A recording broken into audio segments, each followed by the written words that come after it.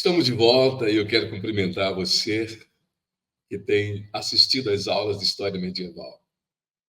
Há um deslumbramento pessoal da minha parte em relação a esse período histórico, pela riqueza, pela grandeza, pela profundidade histórica que nos remete à história medieval. Qualquer período histórico é assim, né? Mas, como medievalista, como estudioso da cultura medieval, da política na Idade Média, né, como estudioso dessa cultura incrível, tão desconhecida e tão incompreendida, né, pela inventividade da Idade Média, pela tecnologia que se desenvolveu na Idade Média, e a gente vai ver isso nas aulas posteriores. Mas na aula de hoje eu quero convidar você para a gente passear um pouco sobre o Império Bizantino. Você certamente já ouviu falar, né, no Império Romano do Ocidente e no Império Romano do Oriente. O Império Bizantino, ele é conhecido como Império Romano do Oriente. E ele surgiu ali no início do século IV depois de Cristo, quando Constantino ele transferiu a capital do Império Romano para Bizâncio. E é óbvio que ele renomeou a cidade com o nome de Constantinopla. Atualmente, essa cidade chama Istambul, uma cidade da Turquia, uma cidade importante até hoje. Aliás, é uma das únicas cidades do mundo que tem essa condição de cosmopolitana de estar em dois continentes. Tá? Após a queda do Império Romano do Ocidente, no século V, o Império Bizantino manteve a herança romana. No século VI, ali a partir de 527, enfim, no início do século VI, o imperador Justiniano I ele tentou restaurar o Império Romano e reconquistou territórios no Mediterrâneo. E ele foi importantíssimo porque ele codificou as leis romanas num monumental documento chamado Corpus Juris Civilis. Até hoje, esse código tem influência no direito e nos institutos jurídicos da atualidade. No entanto, o Império acabou enfrentando desafios. As invasões árabes no século VII e VIII acabaram fazendo com que se perdesse muitos territórios. E houve uma crise que você vai estudar sobre ela, chamada crise iconoclasta. Depois a gente pode até detalhar um pouco sobre isso. Essa situação dividiu a sociedade bizantina sobre a veneração de ícones. É um processo histórico bem interessante. No século XI, novos desafios, novas derrotas em guerras, fez com que se abrisse caminho para a conquista turca da Anatólia. Em 1204, durante a Quarta Cruzada, Constantinopla foi saqueada e o Império acabou enfraquecendo muito, né? Então, dentro desse primeiro momento, dessa primeira conversa sobre o Império Bizantino, né, a gente está fazendo uma retrospectiva histórica para você conhecer um pouco, né, desse Império Romano do Oriente.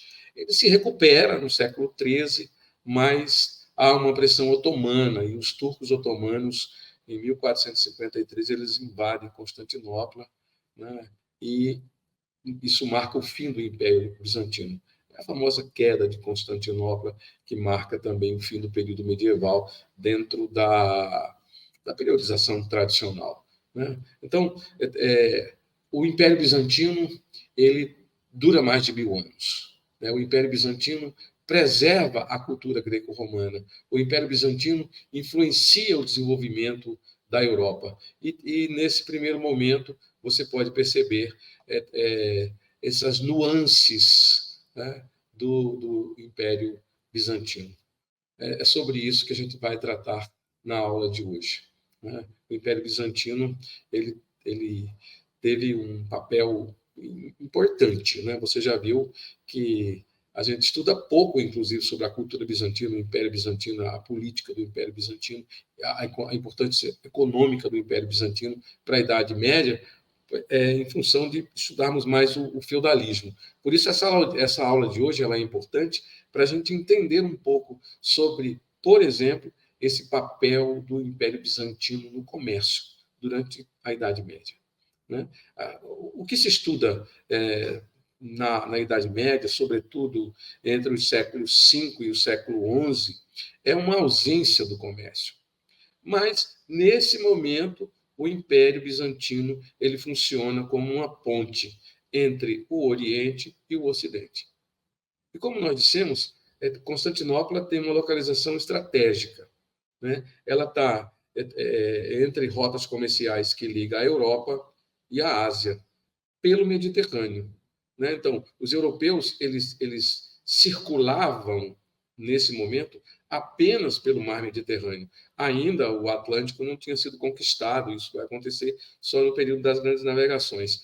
E o Mediterrâneo ligava, né, a Europa com a Ásia, né? E você sabe da importância do comércio que houve, né, durante, inclusive, todo o período moderno entre a Ásia e a Europa.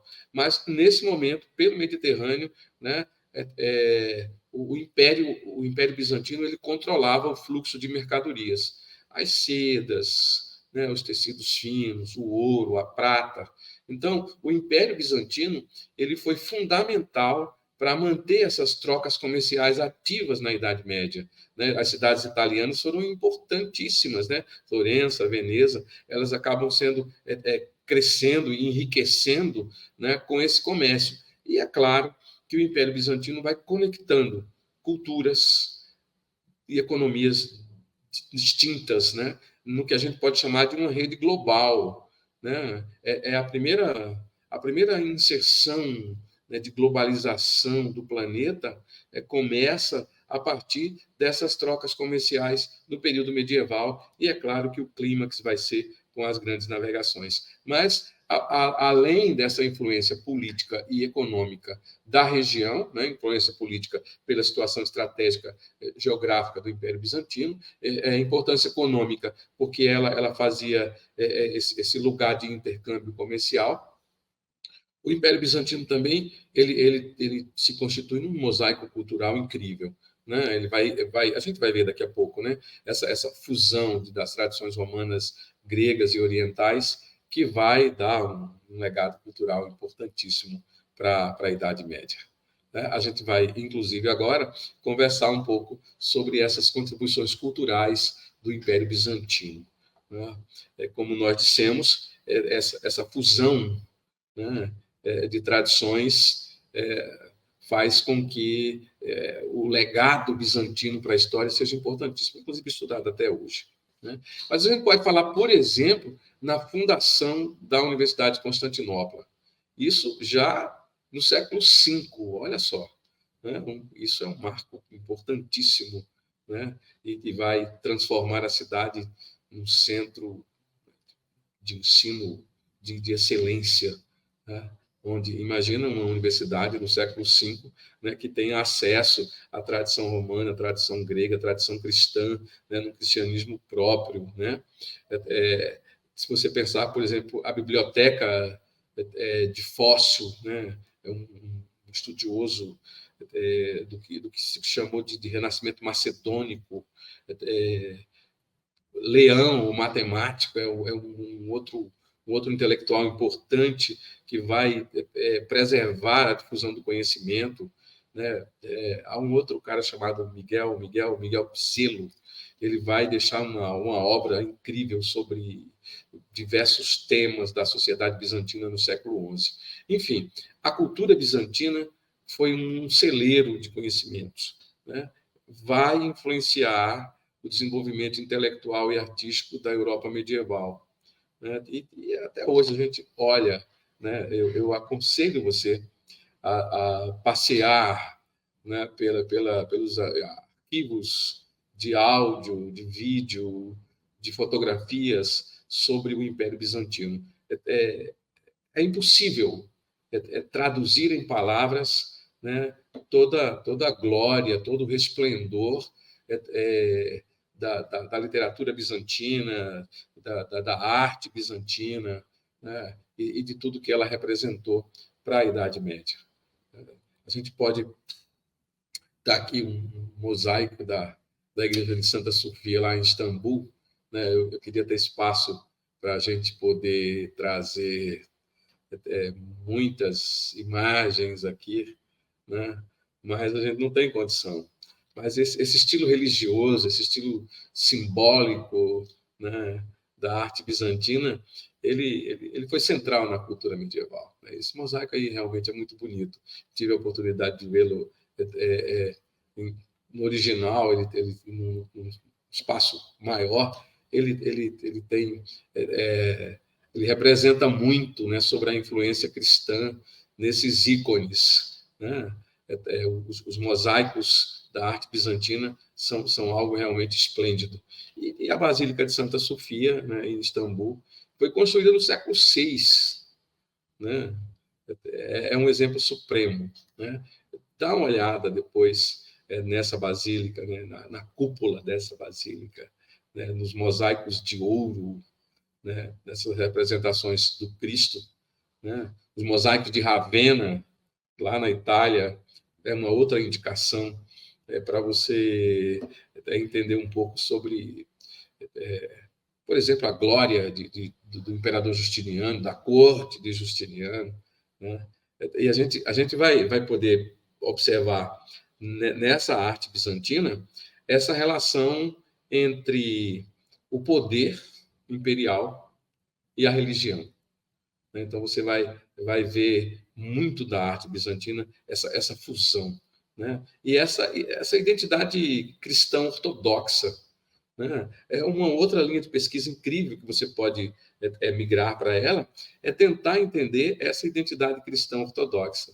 Né? Uma Bíblia com quase 100 livros. Né? Já pensou?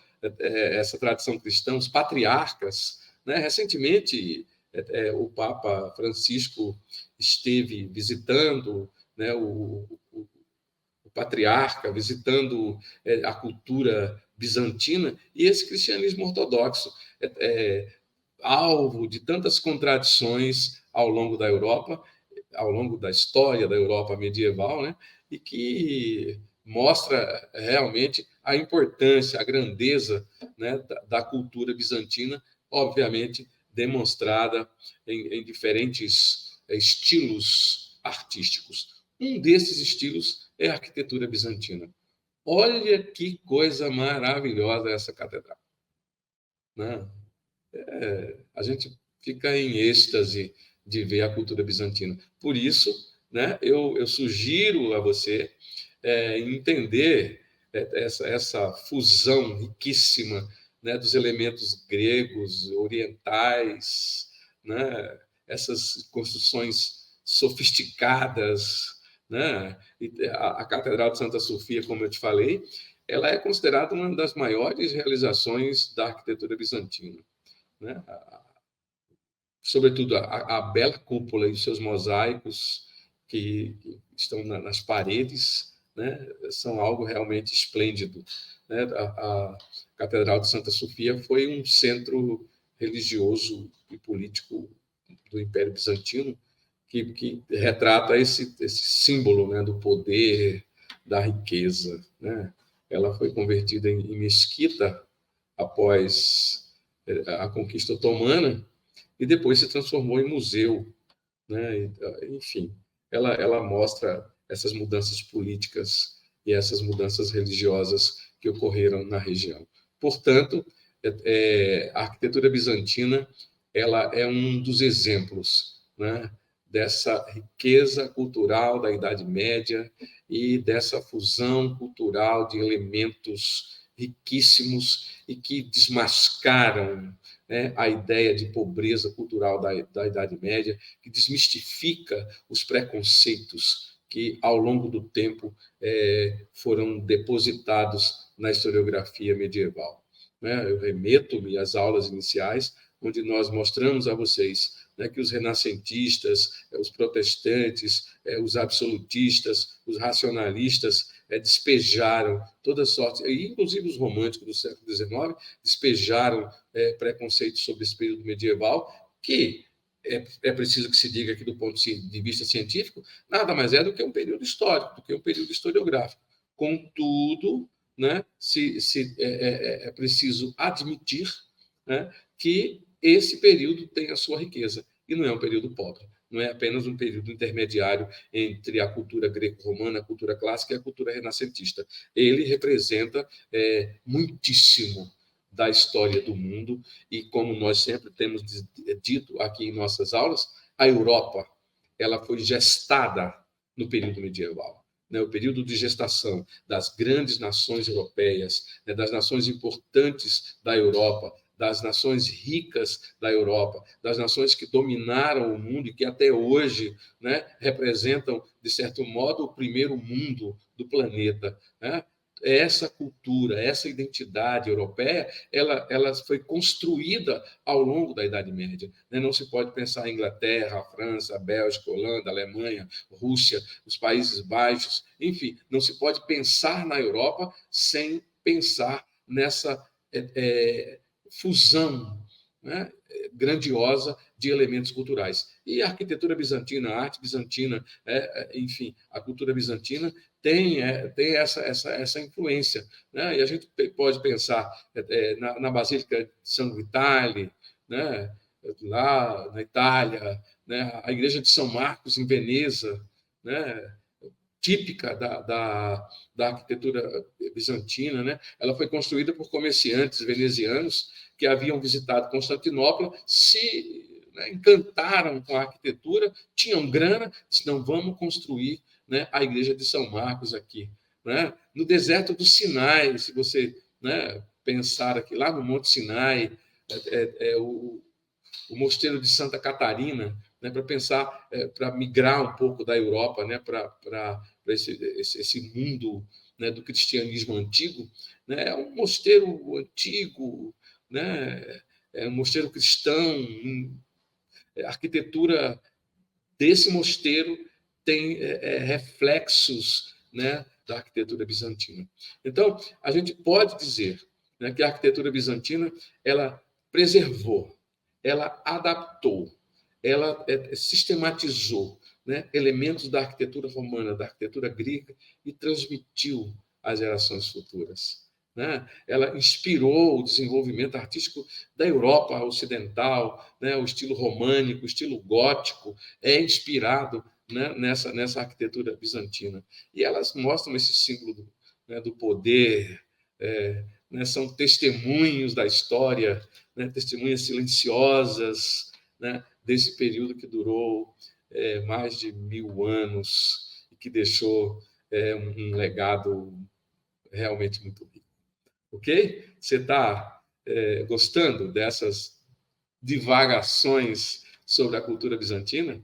Eu espero que você esteja criando links intelectuais, né, para que você possa conhecer um pouco dessa cultura a partir das aulas de história, né, e das pesquisas que você vai fazer ao longo do tempo. Vamos migrar um pouco aqui da cultura para a economia, né? Porque se o Império Bizantino, como você viu, teve essa importância cultural, agora, do ponto de vista econômico, né, o Império Bizantino teve um papel crucial no comércio. A gente falou um pouco disso já, né?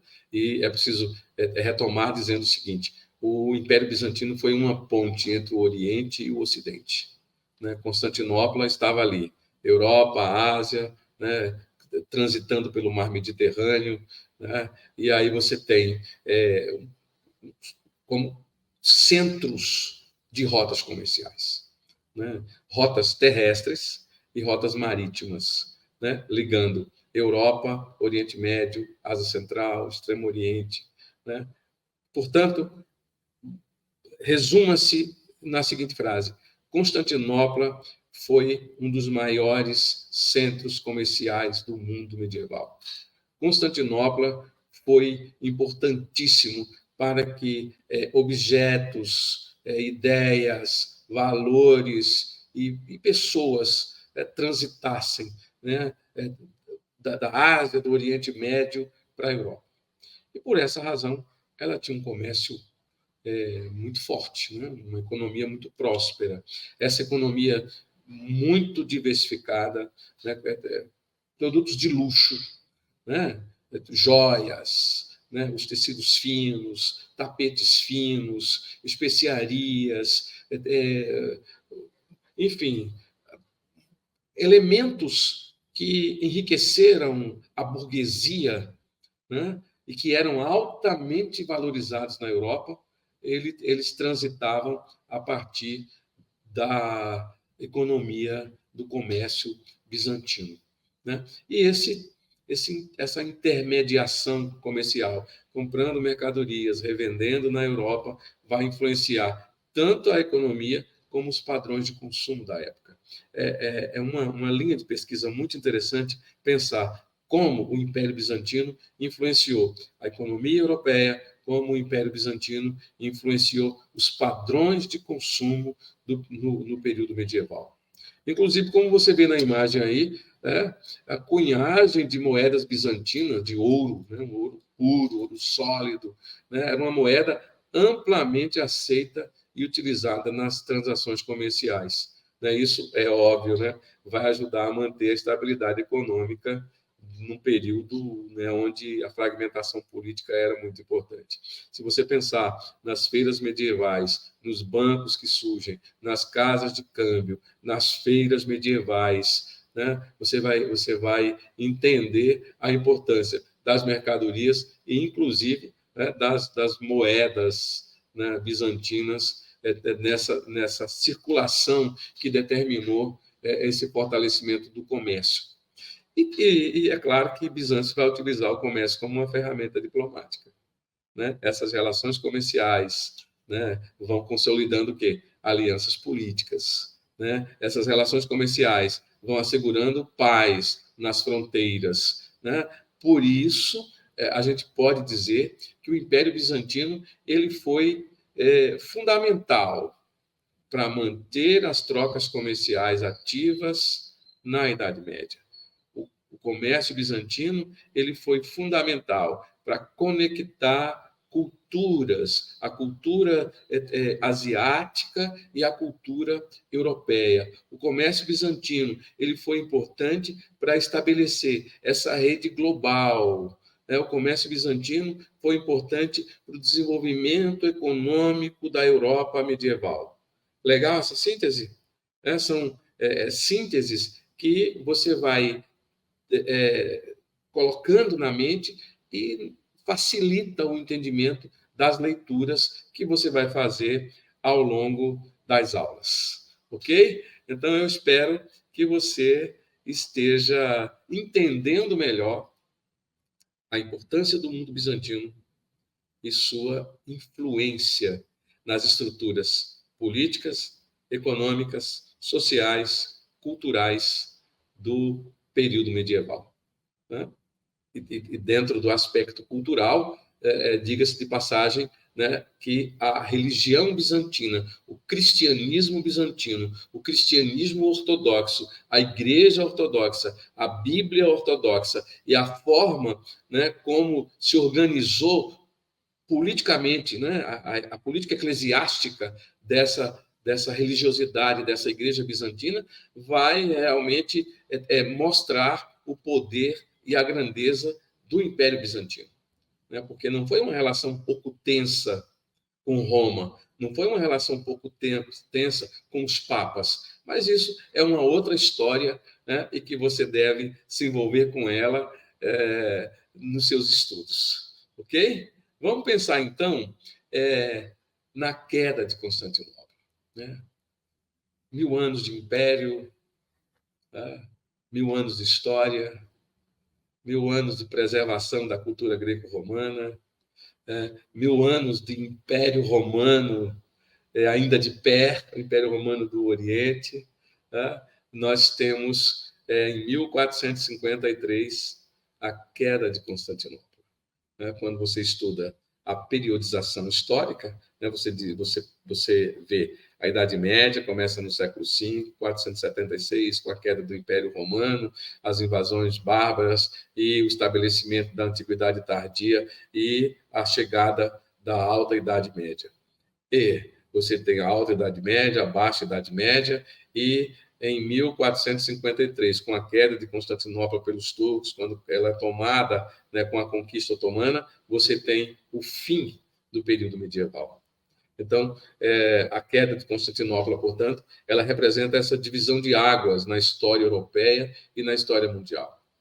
Foi um evento crucial, né? Ele encerra o milenário Império Bizantino, né? E ele vai bloquear as rotas comerciais entre a Europa e o Oriente, né? Então, isso é fatal, né, para o comércio europeu, né? As portas de Constantinopla, né? A cidade que ligava o Oriente ao Ocidente, a cidade onde as mercadorias, né, da Ásia, né, como nós dissemos, que dava tanto lucro à burguesia, não pode mais ocorrer.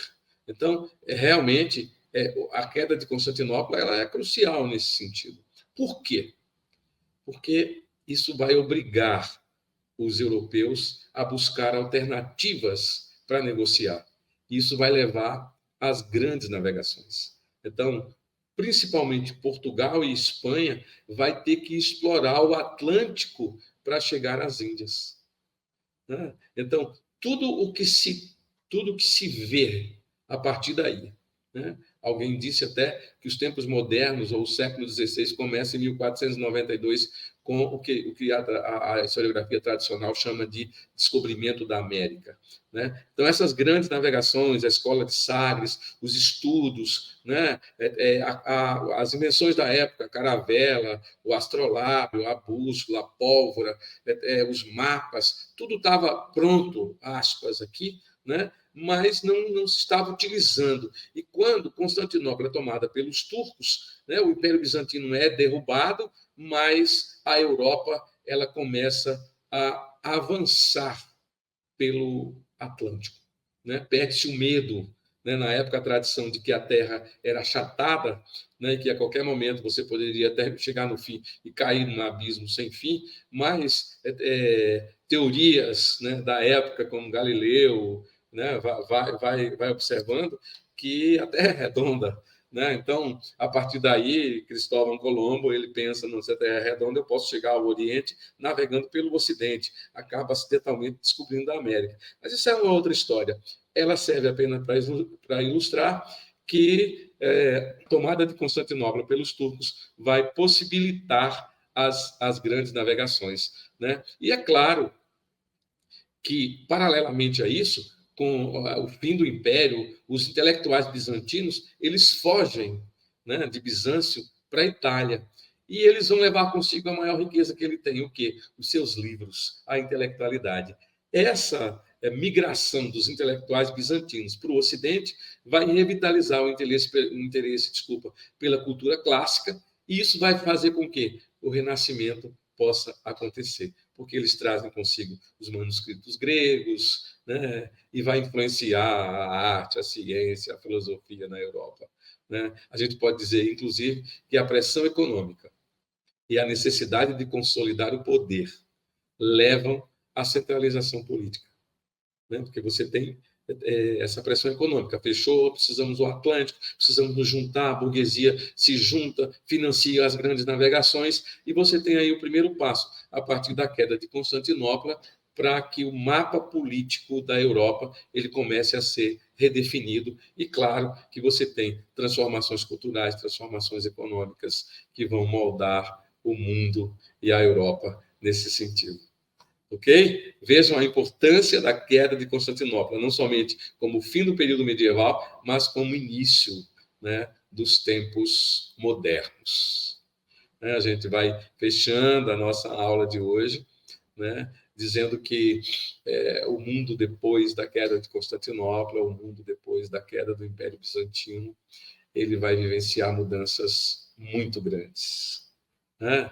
O Império Otomano, que emergiu como uma potência dominante, que controlou rotas comerciais importantes, que se expandiu pela Europa, né? Ele vai agora, nesse momento, né, vai também contribuir, porque com o bloqueio das rotas terrestres para o Oriente, as nações europeias vão iniciar as grandes navegações, e como nós dissemos, né, isso vai mudar o mundo.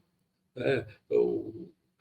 Pode-se dizer, inclusive, que a queda de Constantinopla, que enfraquece a influência ortodoxa no leste, né, enquanto o catolicismo e o protestantismo cresciam na Europa Ocidental, você vai vivenciar nesse momento aí, né, já em processo de formação, o movimento protestante, a reforma protestante, você tem aí o fortalecimento do catolicismo, né, e a divisão do cristianismo entre catolicismo e protestantismo, marcada também por essa relativa esse enfraquecimento da influência ortodoxa no leste. Portanto, essa ameaça otomana, ela inclusive vai acelerar a unificação europeia, né?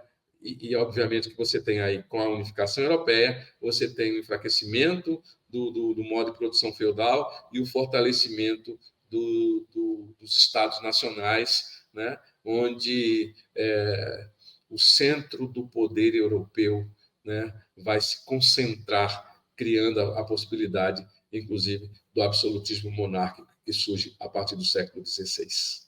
Ok? Será que deu certo a aula de hoje? Será que a gente conseguiu pensar um pouco na queda de Constantinopla, reconfigurando a economia mundial, transformando a cultura na Europa, estabelecendo esse contato entre diferentes civilizações, essa troca cultural e esse enriquecimento do comércio europeu sobre o mundo? Essa é uma pergunta que só você pode responder.